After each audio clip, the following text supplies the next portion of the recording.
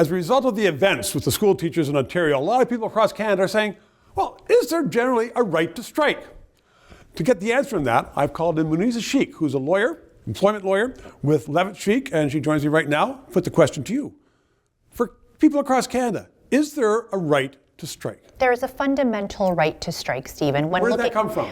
When you're looking at the fundamentals and the underpinnings of the labor movement, the union movement, it all boils down to the parties having a right, the unions having a right to walk off the job if the parties are not able to come to an agreement in good faith. It's set out in the terms of the collective agreement. So yes, there's a right to strike. By contract. Absolutely. In collective agreements. Absolutely. But if you don't have a collective... And under labor relations legislation as well. Okay, generally across Canada, yes. Variation? Yes. Now, people are saying, though, and the Prime Minister's been saying, there is a fundamental right. When he says right, he's talking about the Constitution, the Charter of Rights and Freedoms. Absolutely. Is there a right in the Charter to strike?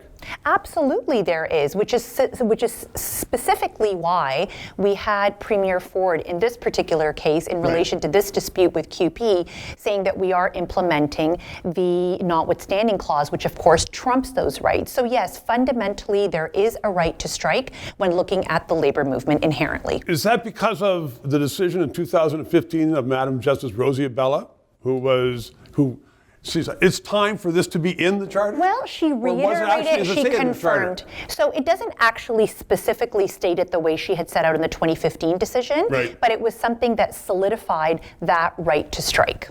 Okay, so that then could be overturned by either legislation with the notwithstanding clause or by another court decision. It could essentially, and this is precisely what the Ontario government attempted to do, is try to override that fundamental right to strike by implementing the notwithstanding clause. Essentially, from a public policy perspective, taking the position that a strike in this particular case with, X amount of children out of, school and X amount of parents having to stay home. After 2.5 years, they wanted those kids back in school. Absolutely.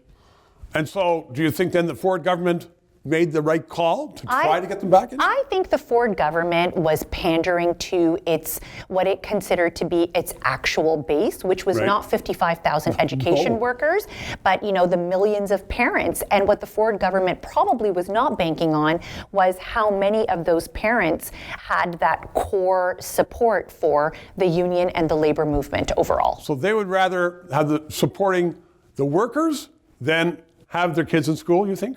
I think in this particular case, the parents felt a significant amount of sympathy when they, got a sense, because I think CUPE had sent out some very strong messaging on the kind of money that was being earned, the kind of, what the benefits were that essentially the employees were asking for. We'll talk about the money on another show. Muneeza, thank you very much. 3 minutes.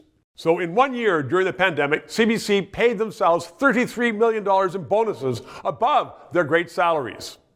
We need a discussion in this country. We need analysis. If you agree with that, please help us on the air. Press PayPal and subscribe.